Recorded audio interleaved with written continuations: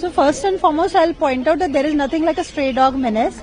There's a lot of misinformation floating around. There have been some incidents we are told of bites, but most of it is all, it's not really true.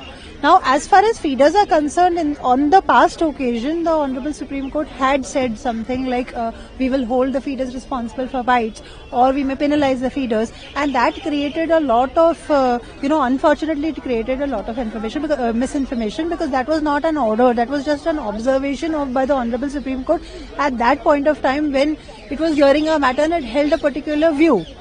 However, that resulted in a lot of feeders being attacked, feeders being beaten up, especially women feeders were attacked and harassed. So that issue was taken up today. We addressed the Honorable Court on that issue, on the importance of feeding. We put forth scientific data on how feeding reduces bites, feeding reduces aggression, it reduces roaming of dogs, and hence sterilization and vaccination is easier, because a dog who's fed is easier to handle and sterilize and vaccinate, and to collate data and to treat him if he's unwell. And there is no question of rabies, because almost all feeders would vaccinate their dogs against rabies.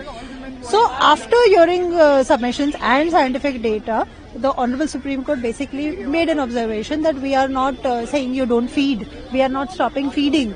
We have never said that feeding should not happen. So that is, I think, in itself a very good news, because though that is also an observation, it is not an order. However, it rests all the controversy that had arisen all these days, where there was some misunderstanding that there was a misconception that feeding is banned or feeding is to be stopped. So that is put to rest today.